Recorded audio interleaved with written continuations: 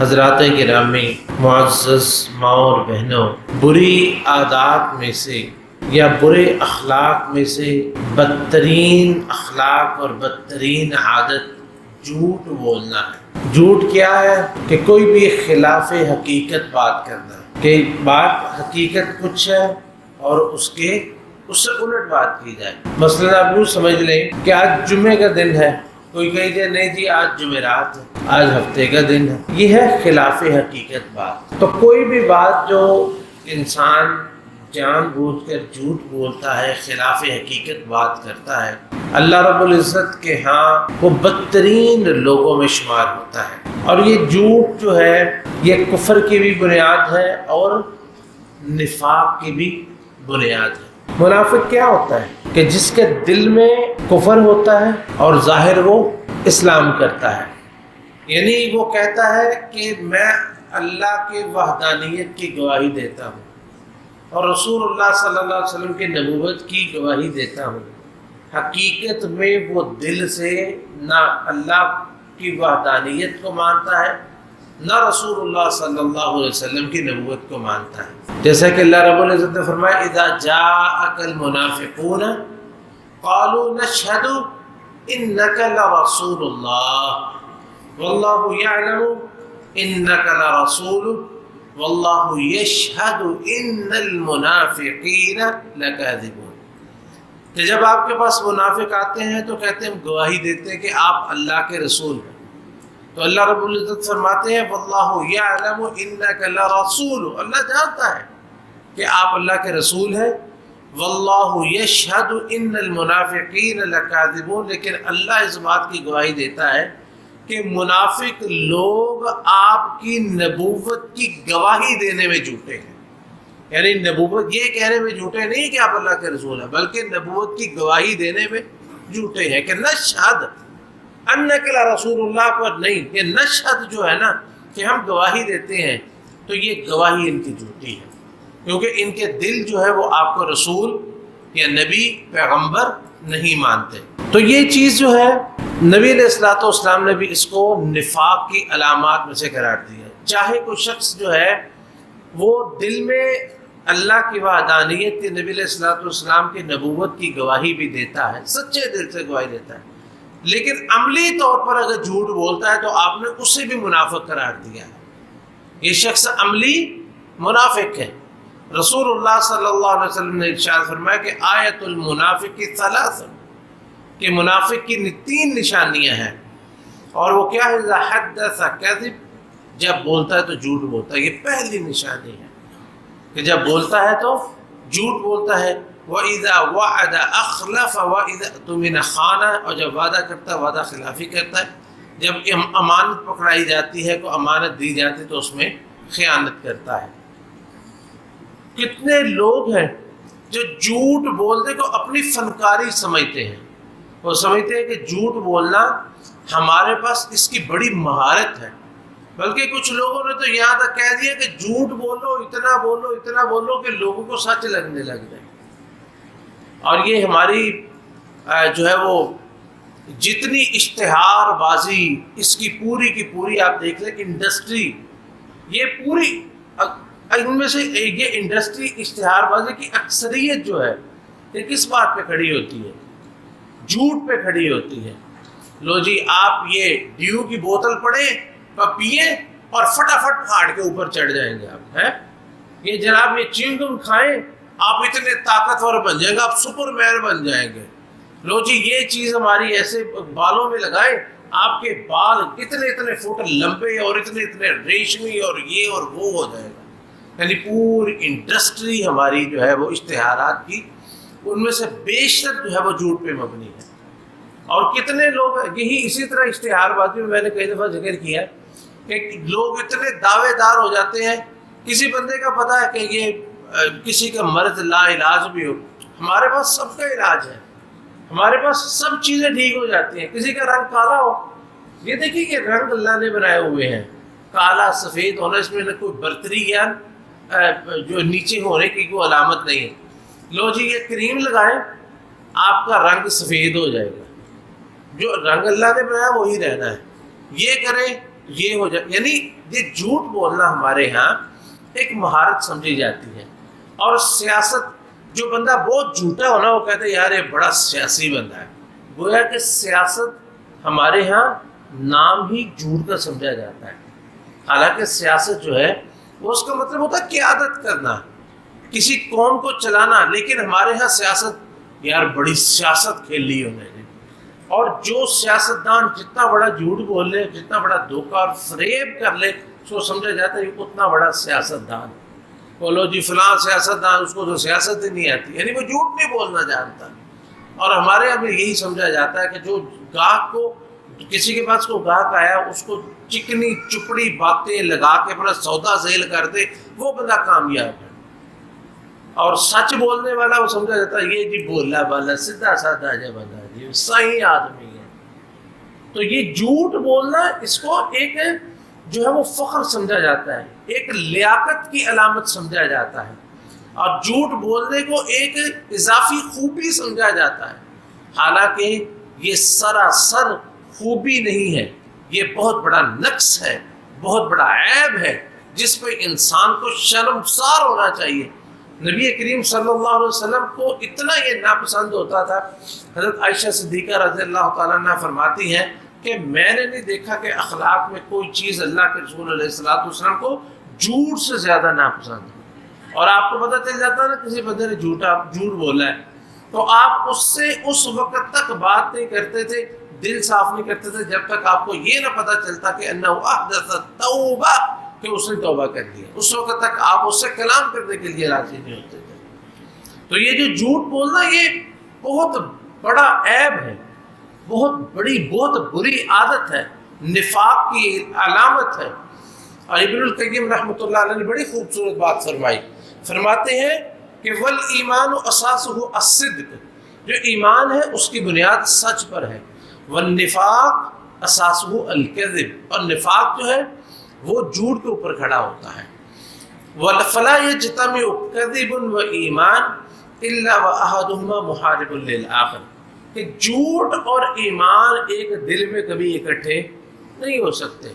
یہ ان کی جنگ رہے گی، ایک جیتے گا، ان میں سے ایک جھوٹ جیتے گا. یہ جھوٹ جیتے گا یا ایمان جیتے گا. جھوٹ جیت گیا اس کا مطلب ایمان گیا ہے، ایمان اس سے نکل گیا. یہ نہیں ہو سکتا. جھوٹ بھی کسی کے دل میں رہے اور ایمان بھی رہے. اور جھوٹوں کی کئی قسمیں ہیں، جھوٹوں کی کئی قسمیں ہیں. سب سے بڑا جھوٹ جو ہے وہ شرک ہے. سب سے بڑا جھوٹ شرک ہے. یہ کہنا کہ کوئی شخص جو ہے وہ اللہ رب العزت کے اختیارات میں شامل ہے، یہ جھوٹ نہیں، یہ جھوٹوں کی ماں ہے، بلکہ دادی پر دادی جو مرضی کہہ رہے ہیں. سب سے بڑا جھوٹ جو ہے وہ شرک ہے. اور اسی طرح یہ شرک میں سے ہی کسی کو اللہ کا شریک ٹھہرا دیا جائے، اللہ تعالیٰ کے اختیارات میں برابر یا حصے دار قرار دے دیا جائے، یا یہ کہا جائے کہ اللہ تعالیٰ نے اپنے جو ہے وہ اختیارات میں سے فلاں اختیار فلاں بندے کو دے دیا ہے، یہ کہتے جائے، یا یہ کہتے جائے کہ اللہ کی اولاد ہے. جیسے کہ یہ شرک، یہ بھی شرک کی ایک قسم ہے. کچھ نے اولاد قرار دے دیا، کسی نے اللہ کے حصے دار قرار دے دیا، کسی نے کہہ دیا کہ اللہ کے جو ہے وہ اللہ کے جسم کا حصہ یا اللہ کے نور کا حصہ کسی کو قرار دے دیا جائے. یہ ساری چیزیں جو ہے وہ سب سے بڑے جھوٹوں میں سے ایک جھوٹ ہے. جیسا کہ اللہ رب العزت نے قرآن پاک میں ذکر فرمایا کہ وَقَالُوا اتَّخَذَ الرَّحْمَنُ وَلَدًا، اور انہوں نے کہا کہ رحمان نے اولاد، رحمان کی اولاد ہے. اللہ تعالیٰ فرماتے ہیں لَقَدْ جِئْتُمْ شَيْئًا إِدًّا، تم بہت بڑی بات کہہ رہے ہو. تَكَادُ السَّمَاوَاتُ يَتَفَطَّرْنَ مِنْهُ وَتَنشَقُّ الْأَرْضُ وَتَخِرُّ الْجِبَالُ هَدًّا أَن دَعُوا لِلرَّحْمَنِ وَلَدًا، کہ اتنی بات ہے کہ تَكَادُ السَّمَاوَاتُ يَتَفَطَّرْنَ، اس کی سنگینی کی وجہ سے آسمان پھٹ جائیں اور زمین جو ہے وہ پھٹ جائے اور پہاڑ ریزہ ریزہ ہو کے گر جائیں. یہ اتنا بڑا جھوٹ ہے کہ اس کو کوئی نہ زمین برداشت کر سکے، نہ آسمان، نہ پہاڑ برداشت کر سکے. ان دعوا للرحمن ولدا، کہ یہ کہیں کہ اللہ کی کوئی اولاد ہے. سب سے بڑا جھوٹ کیا ہے کہ وہ جو ہے وہ اللہ تعالیٰ پر جھوٹ باندھا جائے کہ کوئی اللہ کے اختیارات میں شریک ہے۔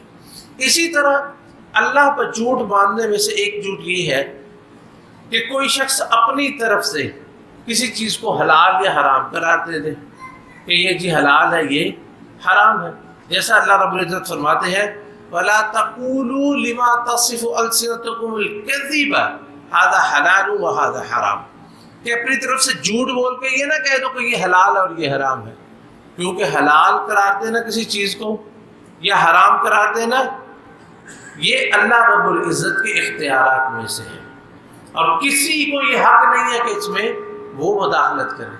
جیسا کہ عدی بن حاتم رضی اللہ تعالیٰ عنہ بیان کرتے ہیں کہ اللہ کے رسول علیہ الصلوۃ والسلام نے فرمایا کہ اتخذوا احبارهم ورهبانهم اربابا من دون اللہ، کہ ان لوگوں نے اللہ کے سوا رب بنا، اپنے علماء کو، اپنے صوفیوں کو رب بنا لیا۔ تو وہ کہتے ہیں جی حضرت عدی رضی اللہ تعالیٰ نے یہ بات سنی تو کہنے کہ اللہ کے رسول ہم نے تو انہیں رب نہیں بنایا، ہم تو انہیں رب نہیں کہتے۔ تو اللہ کے رسول علیہ الصلوۃ والسلام نے فرمایا کہ کیا تم ان کے حلال کردہ جس چیز کو انہوں نے حلال کیا تم حلال کہتے ہو؟ جی ہاں، جس چیز کو وہ حرام کہتے تم حرام کہہ دیتے ہو، چاہے وہ اللہ رب العزت کے احکامات کے الٹ ہی کیوں نہ ہو۔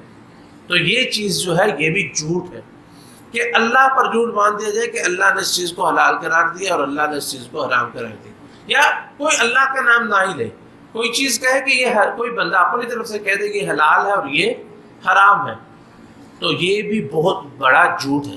سب بڑے جھوٹوں میں سے ایک یہ ہے، کیوں کہ حلال کے اختیار کس کے پاس ہے؟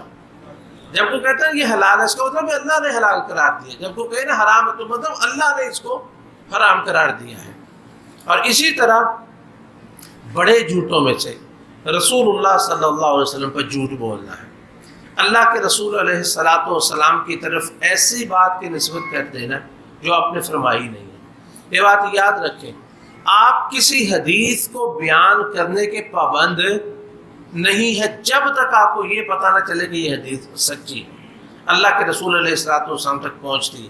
آپ صرف یہ جسے کہتے ہیں نا فارورڈڈ ایز ریسیوڈ، جیسے ہی ملی آگے پہنچا دی، یہ جو ہے وہ یہ اگر وہ جھوٹی بات ہوئی تو وہ شخص بھی اس میں شامل ہوگا جس نے بغیر تحقیق اس بات کو آگے پہنچا دیا، بغیر تحقیق اس بات کو آگے جو ہے وہ روانہ کرتے ہیں۔ رسول اللہ اگر تو کسی نے جان بوجھ کر اللہ کے رسول علیہ الصلوۃ والسلام پر جھوٹ بولا تو یہ کہ اللہ کے رسول چاہے وہ کسی کو نیکی کی ترغیب دلانے کے لیے ہو، چاہے کسی کو گناہ سے روکنے کے لیے ہو، تو وہ بھی نبی علیہ السلام نے فرمایا کہ من کذب علی متعمدا فلیتبوأ مقعدہ من النار، کہ جس شخص نے مجھ پر جان بوجھ کے جھوٹ بولا وہ اپنا ٹھکانہ جہنم میں بنا لے، اپنا ٹھکانہ جہنم۔ یہ وہ حدیث ہے جس کو بے شمار بہت سارے صحابہ نے روایت کیا ہے، بہت سارے، جو اس حدیث کی قسم متواتر ہے، اور یہ وہ حدیث ہے جس کے بارے میں کہا جاتا ہے یہ متواتر، یعنی بہت زیادہ راویوں نے جس کو بیان کیا، بہت زیادہ صحابہ نے جس کو بیان کیا ہو۔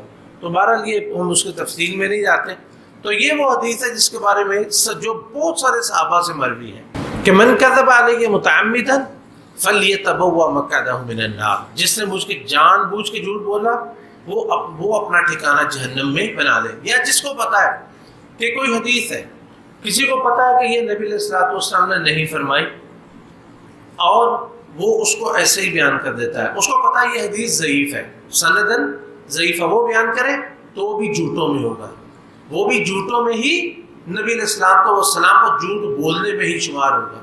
نبی کریم صلی اللہ علیہ وسلم نے ارشاد فرمایا من حدث عنی بحدیث یرا انہ کاذب فہو احد الکاذبین، کہ جو شخص میری طرف نسبت کر کے ایسی حدیث بیان کرے، اس کو پتا ہے کہ میں نے یہ نہیں بیان کی اور یہ حدیث ضعیف ہے، تو وہ بھی دو جھوٹوں میں سے ایک جھوٹا یہ بھی ہے، یعنی ایک تو اس کو جھوٹ گھڑنے والا، دوسرا اس کو بیان کرنے والا۔ تو نبی علیہ الصلوۃ والسلام پر جھوٹ بولنا یہ بھی بڑے جھوٹوں میں سے ہے۔ اسی طرح جو عام دنیا کے معاملات میں سے جو جھوٹ ہوتے ہیں ان میں سے ایک بہت بڑا جھوٹ جو ہے وہ انڈسٹری کی شکل اختیار کر گیا، وہ ہے لوگوں کو ہنسانے کے لیے جھوٹ بولنا، لوگوں کو ہنسانے کی، اپنی طرف سے لطیفے گڑتے رہنا، فلاں نے یہ کہا، تو نے یہ کہا، بت نے یہ کہا، جھوٹ گڑ گڑ کے بیان کرنا۔ نبی کریم صلی اللہ علیہ وسلم نے فرمایا کہ ویل للذی یحدث بالحدیث یضحک بہ القوم فیکذب ویل لہ ویل لہ، تباہی ہے اس شخص کے لیے جو لوگوں کو ہنسانے کے لیے جھوٹی بات کرتا ہے، تباہی ہے اس کے لیے، تباہی ہے اس کے لیے، یعنی صرف اس لیے کہ لوگ ہنسے، لطیفے بنا کے جو ہے وہ لوگوں کو سنانے، جگتے بنا بنا کے لوگوں کو سنانا، یہ تباہی کی جو ہے وہ ایک بہت بڑا سبب ہے۔ اور جو شخص جھوٹ بولتا ہے، نہ اللہ تعالیٰ کی طرف سے اس کی بات میں برکت ہوتی ہے، نہ اس کے اہل اور عیال میں برکت ہوتی ہے، نہ اس کے کاروبار میں برکت ہوتی ہے۔ جھوٹ بول کے انسان اپنا سودا تو بیچ لیتا ہے بعض دفعہ، لیکن اس سودے میں کوئی برکت نہیں ہوتی۔ نبی کریم صلی اللہ علیہ وسلم نے ارشاد فرمایا کہ البیعان بالخیار ما لم یتفرقا، کہ دو لوگ سودا کرتے ہیں جب تک وہ جو ہے وہ مجلس میں بیٹھے ہیں، ان کو سودا کینسل کرنے کی اجازت ہوتی ہے۔ یہ بات یاد رکھیں، یہ کبھی انشاءاللہ الگ سے بیان کریں گے۔ فَإِن صَدَقَا وَبَيَّنَا، اگر سودا لینے والا بیچنے والا دونوں سچ بولتے ہیں اور سودے میں صحیح بات کرتے ہیں، بُورِكَ لَهُمَا فِي بَيْعِهِمَا، اللہ بیچنے والا خریدنے والا دونوں کے سودے میں برکت ڈال دیتا ہے۔ یہ نہیں ہوتا، بعض لوگ بعض دفعہ یہ سمجھتے ہیں کہ ایک بندہ نقصان میں ہے، یہ بیچنے والا یا خریدنے والا۔ اگر بیچنے والے کو منافع اچھا مل گیا تو اس کو فائدہ ہو، خریدنے والے نقصان میں نہیں۔ اگر سچ بولتے ہیں تو بیچنے والے کو بھی فائدہ ہوتا ہے، خریدنے والے کو بھی فائدہ ہوتا ہے۔ وَإِن كَتَمَ وَكَذَبَ، اور اگر انہوں نے سودے کی صفات کو چھپایا اور جھوٹ بولا، محقت برکت بیعہما، تو دونوں کے سودے کا بیڑا غرق ہو جائے گا، بیچنے والے کا بھی اور خریدنے والے کا، دونوں کے سودے سے اللہ تعالیٰ برکت خرید لیتے ہیں، برکت جو ہے وہ اٹھا لیتے ہیں۔ نبی علیہ الصلوۃ والسلام نے فرمایا ثلاثۃ لا یکلمہم اللہ ولا ينظر الیہم یوم القیامۃ ولا یزکیہم ولہم عذاب علیم، تین لوگ ایسے ہیں کہ روز قیامت اللہ تعالیٰ نہ ان سے کلام کرے گا، سنتے جائیں، لا یکلمہم، اللہ ان سے کلام نہیں کرے گا، یعنی پیار بھری کلام نہیں کرے گا، ڈانٹنے کی ضرور ہوگی، ولا ينظر الیہم، اور نہ نظر رحمت سے ان کو دیکھے گا، ولا یزکیہم، نمبر 3 نہ ان کو پاک کرے گا، نہ ان کو پاک کرے گا، نمبر 4 وَلَهُمْ عَذَابٌ عَلِيمٌ، ان کے لیے دردناک عذاب ہوگا۔ وہ کون ہے؟ المسبل، پہلا وہ شخص جو اپنی شلوار کو، اپنی چادر کو، اپنی پینٹ کو اپنے ٹخنوں سے نیچے رکھتا ہے۔ نمبر 2 والمنان، احسان جتلانے والا، نیکی کر کے اس کو جتلانے والا۔ نمبر 3 والمنفق سلعتہ بالحلف الکاذب، جھوٹی قسم کھا کے سودا بیچنے والا، جھوٹی قسم کھا کے سودا بیچنے والا۔ تو اللہ تعالیٰ ان 4 عذاب ہیں ان کے لیے، سن لی ہے نا آپ نے، کہ نمبر 1 کون سے؟ اللہ تعالیٰ ان سے کلام نہیں کرے گا، نہ ان کی طرف دیکھے گا، اور نہ ان کو پاک کرے گا، اور ان کے لیے دردناک عذاب ہے۔ یہ 4 عذاب ہیں ان کے لیے۔ اور یہ جھوٹ بولنا صرف یہ نہیں ہے کہ اپنے جیسے لوگ، بچوں کے ساتھ بھی جھوٹ، یہ بچوں کی تربیت ہم کیا کرتے ہیں، بچوں کے ساتھ اتنا جھوٹ بولتے، اتنا جھوٹ بولتے، بچہ کوئی چیز مانگ لیتا، اچھا تھوڑا صبح لے آ گے، اچھا چلو میں شام کو لے آؤں گا، دیکھیے دل میں ہوتا ہے نہیں، اچھا لے دوائی کھلاتے ہوئے بعض دفعہ بچے کے ساتھ جھوٹ بولتے ہیں، لے چیزی کھا لو، کوئی چیز یعنی کھلاتے نا تو منہ میں کڑوی دوائی ڈال لیتے ہیں۔ آپ بچے کی کیوں تربیت نہیں کرتے؟ بیٹے یہ آپ کے فائدے کے لیے ہے، زبردستی کھلا دو، لیکن جھوٹ بول کے نہیں، جھوٹ نہیں بولنا بچوں کے ساتھ۔ تو جیسے نبی علیہ الصلوۃ والسلام، آپ نے فرمایا بہت ساری احادیث جس میں سے اختصار کے ساتھ صرف ایک، آپ نے فرمایا من قال لصبی تعال ہاک، جو شخص اپنے بچوں کو کہتا ہے لے یہ لے، یعنی یہ بھی نہیں کہا کہ یہ چیز ہے لے لے، مطلب دھوکے میں یہ کہ میں تمہیں کسی چیز دینے کے لیے بلا رہا ہوں، لیکن حقیقت میں یہ مقصد ہے نہیں ہوتا۔ ثم لم یعطہ فہی کذبہ، پھر وہ اس کو کچھ نہ دے، کہے بھی یہ لو، یعنی وہ ہاتھ ایسے کر دے، یہ لو ہاتھ ایسے کر دے، پھر نہ دے تو یہ جھوٹا ہے، تو یہ جھوٹا ہے۔ اسی طرح یعنی تو بچہ ہے، بعض دفعہ مطلب ایک وہ ہنسی والی ایک بات ہو جاتی ہے کہ بعض دفعہ بچہ جو ہے وہ ماں سے ڈر کے وہ بیڈ کے نیچے یا چارپائی کے نیچے چھپ جاتا ہے، اب ماں کہتی ہے آجا آجا، باہر کچھ نہیں کہتی، وہ بیچارے کو بلا کے پھر اس کو کٹاپا لگا دیتی ہے۔ تو یہ دیکھیں کتنا بڑا جھوٹ بولا اس کے ساتھ ہے، اس کے بعد کچھ نہیں کہتی اور پھر نکال کے اس کو پھینٹی میں لگا دی۔ مطلب یہ کہ دیکھیں یہ نا بچوں کی تربیت ہوتی ہے۔ اب یہ ہماری اپنی بھی تربیت ہوتی ہے اور بچوں کی بھی ہوتی ہے کہ ہم اگر بچوں کے ساتھ، چھوٹے چھوٹے بچوں کے ساتھ جھوٹ بولتے ہیں تو بڑوں کے ساتھ کیوں نہیں بولیں گے؟ جو بے ضرر قسم کے لوگ ہوتے ہیں، جو چھوٹے بچے کو اس کو بتا دی جائے۔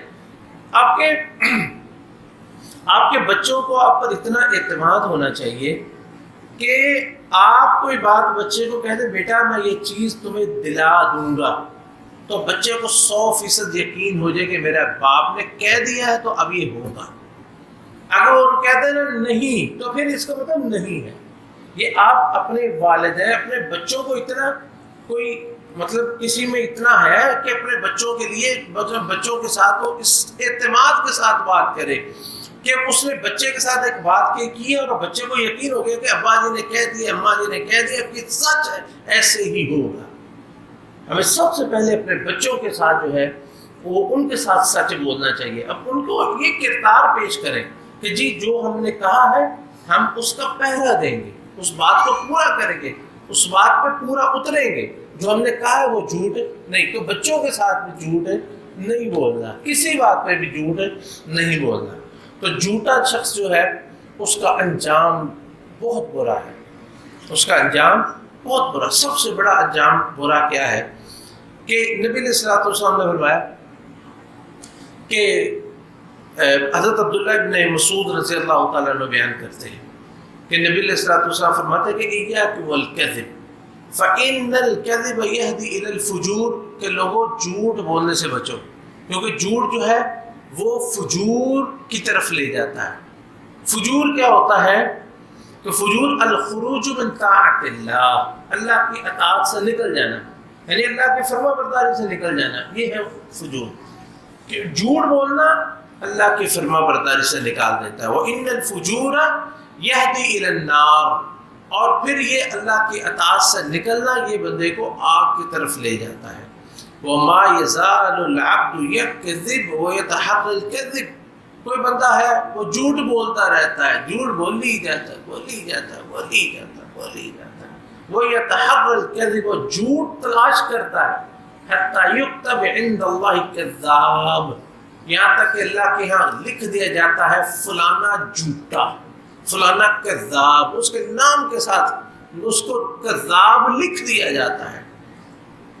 اور جب وہ کذاب لکھ دیا جاتا ہے تو ظاہر بات وہ فجار میں ہو جاتا ہے نا، کیونکہ ان الکذب یہدی الی الفجور، وہ فجور کی طرف جو ہے وہ جھوٹ لے کے جاتا ہے۔ بندہ جھوٹ بول بول کے اللہ کے ہاں فجار میں سے ہو جاتا ہے، جن کے بارے میں اللہ تعالیٰ فرماتے ہیں کلا ان کتاب الفجار لفی سجین، کہ فجار کی جو نامہ اعمال وہ سجین میں ہوگا۔